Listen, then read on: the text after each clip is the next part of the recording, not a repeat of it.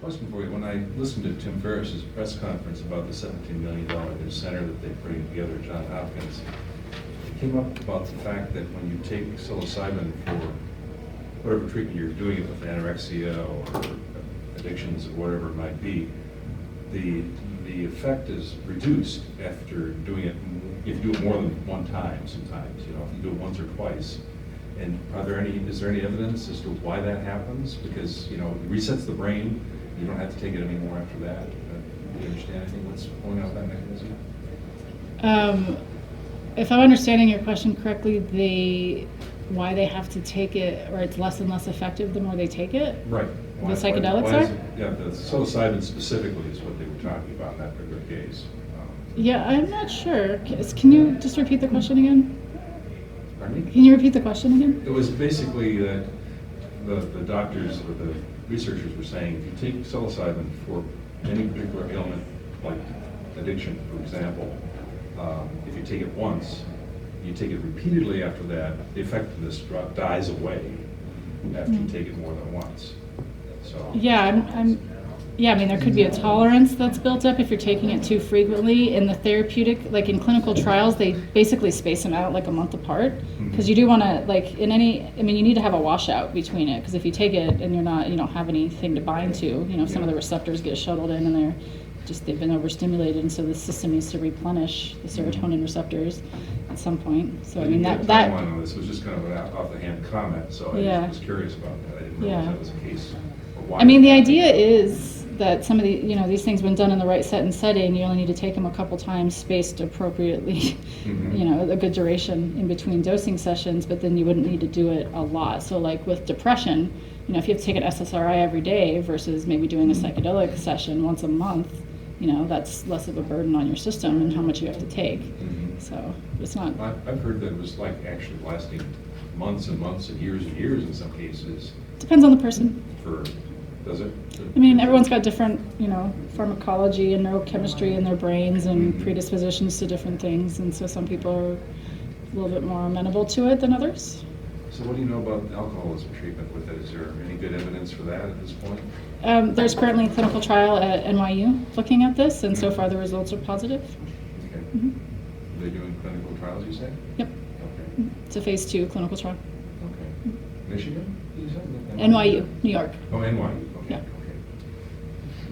Do you have a thought on psilocybin for anxiety disorder, those that are on that spectrum, social anxiety or OCD,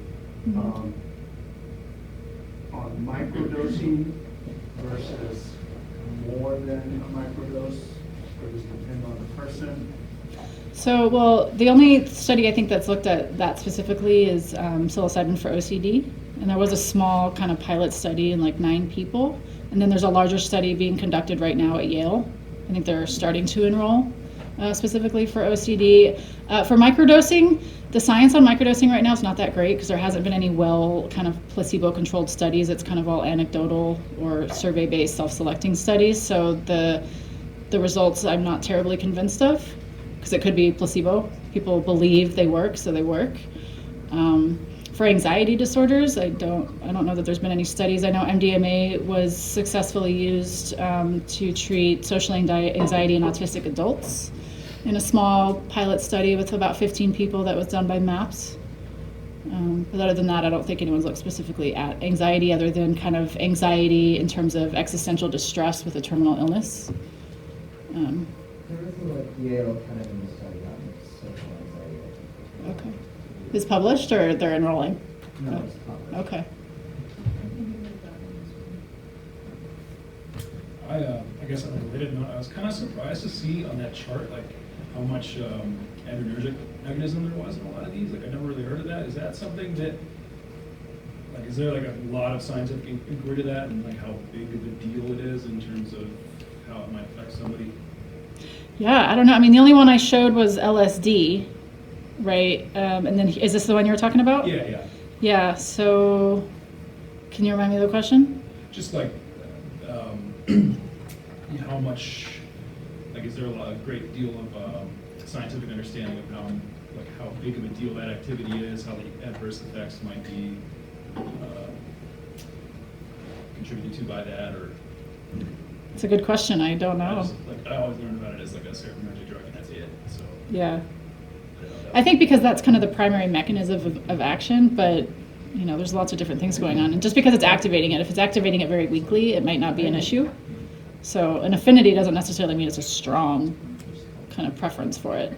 I guess that was the question, is like, how do we know how strong that is? Yeah. So I was there was a paper I was trying to digest, and I just didn't have time to like get through it all, that was trying to compare like each of the drugs and what was the preferred receptor, rather than showing all the binding affinities for all the receptors, but just like, yeah, it binds to all these, but this is the main one it's hitting. That if given the option, it would hit this one. I mean, like I said, I don't think all this stuff's been really well worked out, because it's been hard to do this kind of research. But the National Institute of Drug Abuse has basically been trying to do this for a long time. They have this whole drug library. So there's this guy named Thomas Ray. He worked with NIDA with their drug repositioning program, where they basically gave him like every possible psychedelic, and then he did a bunch of pharmacology research, and so he's got a really good, cool paper out looking at that in PLOS One that I recommend. Can you, maybe you said this and I missed it, but how do they, is it those PET scans that they're able to tell, like, yes, this is hitting this receptor, or how do they know what receptors these compounds are hitting? So that's done with basically like lab work. So you have like a kind of like a petri dish, and you have some cell that's got this receptor, and you throw on the chemical, or you throw on the thing, and then you test. There's like techniques, pharmacological techniques, to test how strongly it binds, like what the binding affinity is. So that's mostly been done kind of in this like petri dish setting. But within the petri dish, does the petri dish contain a variety of receptors, or they test one at a time, or? I'm not sure, because I'm not a pharmacologist. I don't know the mechanisms or the scientific protocol for doing this. I'm guessing they kind of test them one at a time, but I'm not entirely sure. Is there any pharmacologists in the room that know this?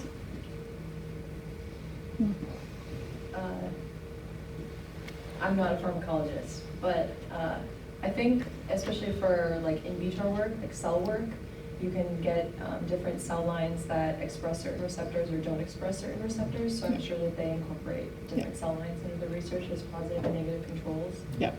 And I actually had a question on this too. Is all of this like, is any of this in vivo, or is all this in vitro or in cells? Kira, do you know?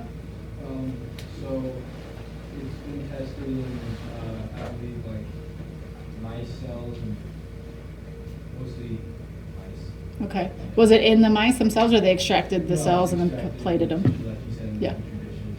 Okay. That's awesome. Yeah. That's really cool.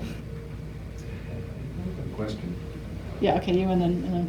Have you heard anything about scientific correlation between these kinds of effects with holotropic breathing that Stan Groff theorizes about creating a psychedelic experience basically by using these breathing techniques? You know what I'm talking about? Yeah, that would be interesting. I think, I don't know how you would test that kind of in an in vitro pharmacological setting, but you could probably try and get at some like neuroimaging techniques with this. Because and from what I've heard from people, because of the MDMA therapist training that MAPS is doing, if they usually give the therapist MDMA, and if they don't want MDMA, they do holotropic breath work, and they claim that it feels a lot like an MDMA experience. So there might be some kind of SSRI-like pharmacology going on if it's hitting, I don't actually know. Endogenous DMT? Well, hold on, Brian, and then. Yeah, so there's a lot of data on the screen, obviously, but there's just one box that kind of jumped out at me that I was curious at. It's like, it says no affinity for mescaline, not 2A, unless I'm mistaken. Now, I thought, like, common knowledge was that because it's one of the traditional psychedelics that usually thought of as hitting 2A, and like subjectively it would seem to share some of the effects, and so I was wondering, like, if there's any process for, like, going back and, like, flighting any of these. Yeah, well, this is just sort of like, so my undergrad basically just did this like in the last couple days, and was just looking through the literature to see what he could find, so it's a work in progress. So yeah, there could be irregularities in here. If we publish this, we'll fact check it and double check it and make sure it's consistent across multiple papers. Hold on, it was... Yeah, I was just going to say the question on how you could test holotropic breath work? Yeah, holotropic breath work is like if you have cells, you could deprive them of oxygen, which could potentially induce a very similar effect if holotropic breath work is kind of inducing not having like hypoxia. But are the cells going to trip? Yeah, it's really interesting. It's so I've always thought like how we model that, like, you Yeah, know, like. it's so fun to think about all the different ways we can model, like, the biologics or the biological system for psychedelic research. It's very exciting. You could probably do that. There was this Creative. interesting talk at this conference in Madison where this guy was using these mini brains. So it's like cell culture, but they get enough of this neural tissue where they can have like a functional circuit in a Yeah, petri dish. It's bonkers. Yeah, so It's maybe cool. something like that. All right, somebody over here had their hand up. Can you share with us your personal ayahuasca experience? What do you what do you want to know?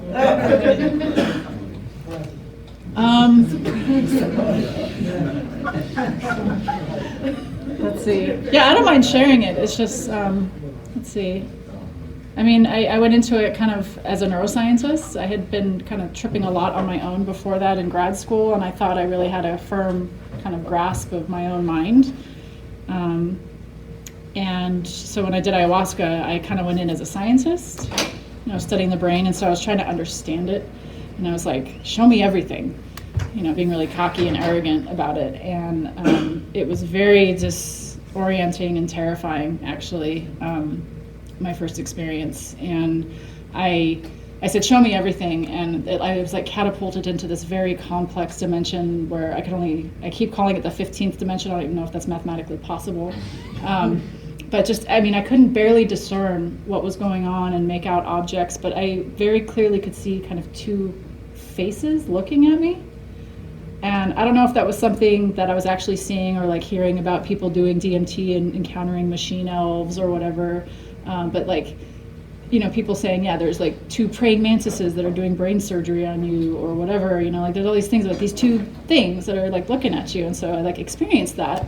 And I remember just going like, hey there, I'm sorry. Like I got this impression that they were looking at me like, what the hell are you doing here?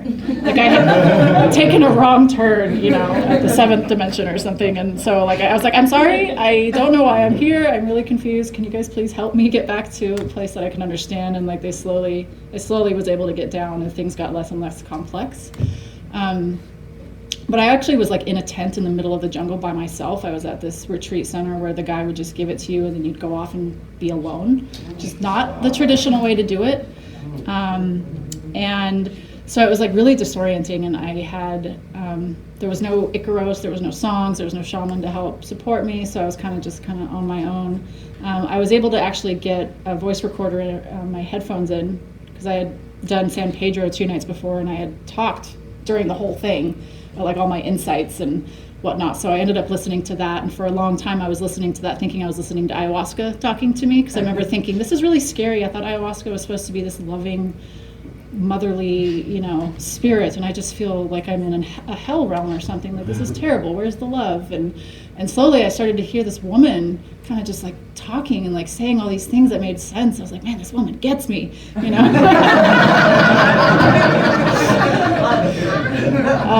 And then eventually I finally realized it was my own voice. But I kind of like took away from that, like, okay, like I just felt like I went in just guns blazing, too arrogant. I really didn't have enough respect for the experience, and so I went in a second time and did it and just kind of said, I trust you, do your thing. And then it was very beautiful. I kind of felt like a node in a network of light. So like there was all these, it was like there was this, kind of like our, I don't know if you can see it, I won't pull it up. So there's like nodes that are connected by lines, if you think of like a network of like things that are connected. And so I felt like I was one of those nodes, but it was all white light. And it was kind of like Avatar, you know, where they're plugging into that like mycelial network that's under the ground. It felt like I was tapping into that. And I just felt so connected to the jungle, and I just felt like I was merging with the jungle, and it was so beautiful. And I was able to, I had some revelation that I had died in a plane crash and I was decomposing into the ground and it was okay. And, you know, like maybe it was like a past life, I don't know, but I was able to resolve some issues I had with doing animal research, and it was very beautiful. I think just kind of going in and trusting it and surrendering to it and not trying to analyze it and micromanage the process, that was just a bad idea. Can you find those tapes on Well, I have them all. I have them all recorded, and I have them all written down. It's a lot of content. Thank you. Yes, thank you. Are you, do you know anything / are you going to be doing research about like tripping alone versus with a group? That's a good question. That would be really interesting because most of the psychedelic studies now are kind of doing it with just one person rather than in a group setting. Yeah. Well, with a therapy team or like 2 sitters, but like not doing it where, you know, you get like a more naturalistic setting where you have a group of people all taking the same thing, and that would be really interesting. I would love to do that. I think FDA doesn't like that kind of research, and they haven't really wanted to approve anything. The only thing closest to that right now is couples therapy being done with MDMA, where like a couple where one person has PTSD and the other person is just having a really hard time dealing with their partner's PTSD, and so they basically do psychotherapy with MDMA together to help the person resolve their PTSD and help the partner kind of cope with it. What do you know about, like, what is your experience with tripping alone versus with other people? You know, it's set and setting. It really depends, you know, like if, like in my early days, I think I liked going kind of Wild West on my own and going deep, and if anything bad comes up, I wouldn't want somebody else in the room that I could potentially turn on or project my stuff onto. But I also think there is a lot of value in being around really close friends that you trust and being able to kind of open up and support each other. And I would love to see a study like that happen, like where we have a beautiful home on the North Shore and a bunch of people can come and do psychedelics together and see what kind of cool stuff we can do. I don't know. Okay. Yeah, just speaking of that, I'm kind of newer in town. I'm curious if there are communities, whether it's, you know, ayahuasca or other psychedelics in the cities that people are aware of. I know they exist, but I'm not connected. Yeah, I have nothing. I can't point you in the right direction of that because that's technically illegal. So, I'm sure there are. I'm not going to disclose that information. Yeah. Peru. Go to Peru. Well, he asked if there's anything in Minnesota. Is that a long game project where one has to just, you know, meet people with similar interests? You want to start one?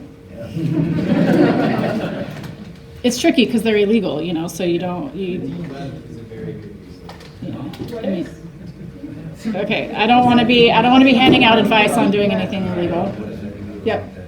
Just with the group therapy thing, there's something on UCSF with long-term AIDS, or Yeah. terminal AIDS patients. So they're giving them psilocybin individually, and then they come together as a group and discuss it, which is also kind of a new concept, because I was talking to somebody that was in the University of Wisconsin-Madison's pharmacokinetic study that they did a couple years ago, and she was saying how they all felt so isolated that they couldn't talk to each other about their experiences, because it's kind of like a HIPAA violation to tell the participants who else is in the study. So, like if there was a support group for psychedelic research participants, but yeah, that's kind of a novel concept. And that was kind of born out of, because that guy's he came from the anthropology world, and so he did a lot of ethnographic research about how, you know, psychedelics can be really beneficial in group settings, but like I said, FDA is really not okay with giving multiple people psychedelics, and like how you account for safety when you have 10 people tripping in one, you know. Gabor Mate does group therapy with ayahuasca. He does groups of, I think, like 4 or 5 people at a time, and they don't do it, it isn't in the US. Yeah, and I think that's a standard thing for like peyote ceremonies and ayahuasca ceremonies is this group setting, but I think we're talking about like clinical trials where it's IRB and FDA regulated, where they don't let that happen yet. Right, any more questions? So, your study group is going to be age limited, correct? 25 to 65. Okay. That's a topic near and dear to my heart, as you can imagine. But also the cardiovascular limitations. I'm familiar with the MAPS protocols, but I don't know what their screening process is or is going to be. Are they screening for cardiovascular? Yeah, so like cardiovascular disease or hypertension, things like that. Or, congenital heart disease, things like that. So do they do that also with the end-of-life studies? I'm not sure. I would guess it's a little more lax because obviously their bodies have been ravaged by whatever they have a terminal illness from. Sorry, you and then you. Do you teach any classes at the U currently? Do I what? Do you teach any classes here? I have one class that's a directed research class for students to just do kind of a research project with me. It's not a formal lecture. This is kind of the class I'm developing. Is Big Pharma showing any interest in this? I just had this paranoid thinking about them. Is there, I mean, because there would be a ton of money. Well, actually, there's not. I think there's not a ton of money in this because these things kind of act like cures. Like you don't need to take them like SSRIs every day. So the return on investment's not that great because they're not going to be selling a ton of this stuff. They're charging for ketamine. I know, but ketamine. $800 a dose or something. Well, that's for the S-ketamine. It isn't really ketamine. Yeah. There's a for-profit group in Europe called Compass Pathways. They're doing a phase 2 study looking at psilocybin for depression. The thing is though, like, you know, venture capitalists that are investing in these things, they're not going to get their money back because there's not going to be the same amount of sales on the market because people don't need to take these chronically. They just need to take them. Tailor it so you would have to go take it for the rest of your life. I mean, I hope that doesn't happen. I mean, people are going to do what they're going to do, you know? I mean, ultimately, I think what would be the best thing is like, well, let's just make them decriminalized. People can grow them, take them as they want. We don't need to deal with big pharma, you know?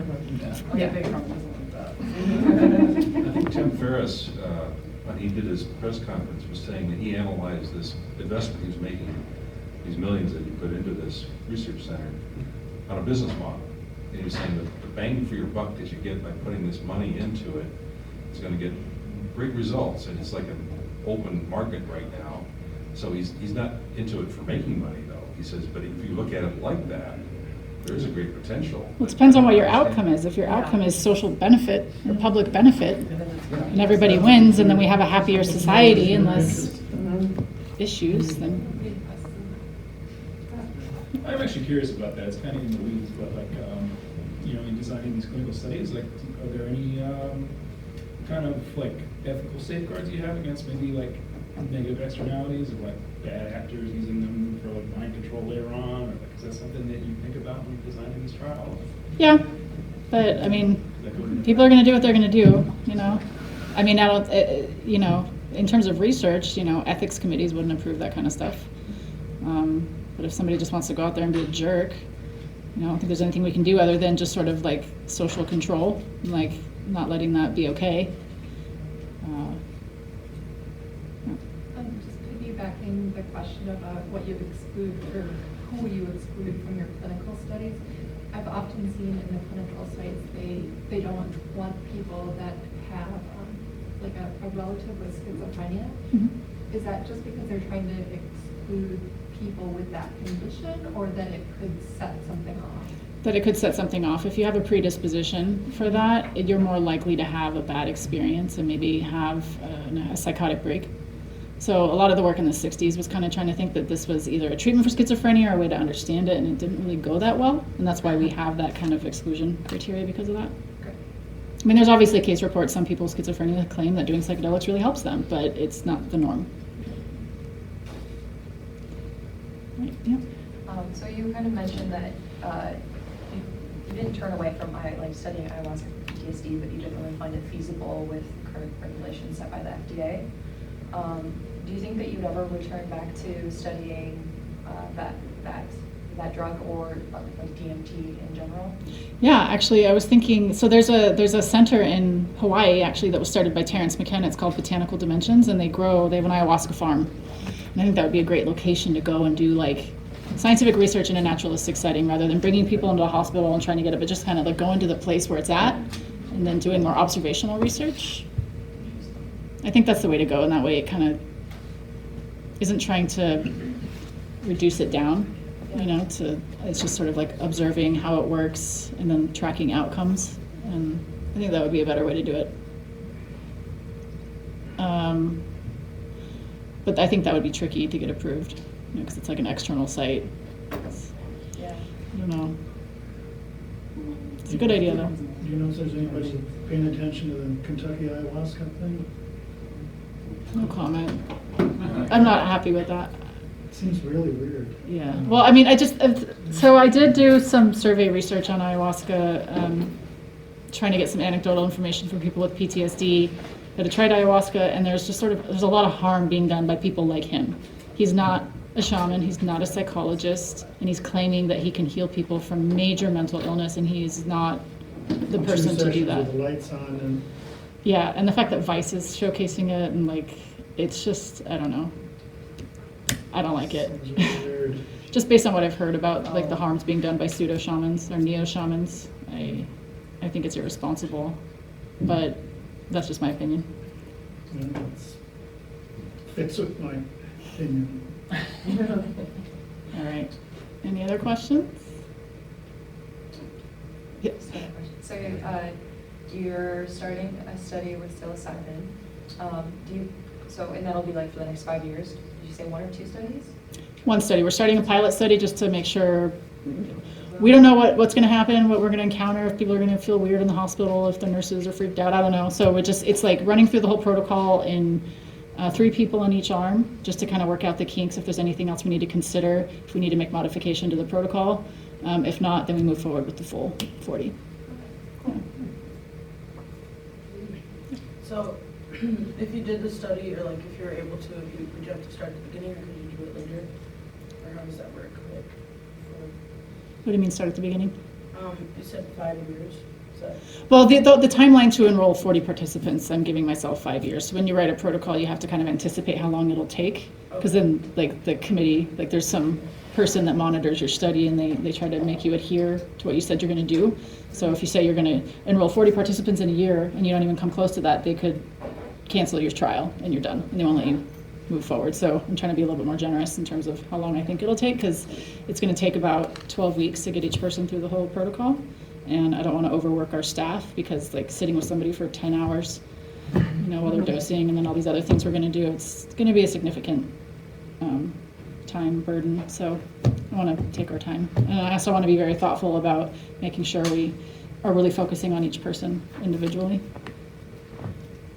I'm sorry, I just had a question too. So because psychedelic is such a hot topic for research now, and stuff is coming out year after year, when you submit a proposal for a research study, are you able to make any amendments based on research that's come out that year? Well, if it's something that is a significant change to your study design, yeah. The only other thing is like, so say I'm studying psilocybin, and then all of a sudden psilocybin gets rescheduled, then there might be just some shift in like my IND, my investigational new drug protocol that the FDA has, because they'll be like, oh, well, this is no longer Schedule 1, so we'd have to make some changes in that context. But as long as, if that new information somehow had to make us change the way the study was being implemented, then we'd have to modify it. But if it's just sort of new knowledge that doesn't really impact the current paradigm, then it should be okay. But amendments happen all the time. You add new staff, or you want to enroll more people, or you want to test something else. It's not that big a deal to add things or remove things. It's cool to think about all across the states and across the world right now. So many people are doing research, and there's that, I don't know if it's a real fact or if it's just like a factoid, but at any time in the world, there's always like 1 or 2 other people thinking the same exact thing as you are. Or like in scientific research, people discover some scientific fact in different parts of the world at the same time before modern technology. So, I don't know, it's just fun to think about all of this research going on at the same time. Yeah. It's exciting. Cool. Okay, cool. Well, thanks everyone for coming.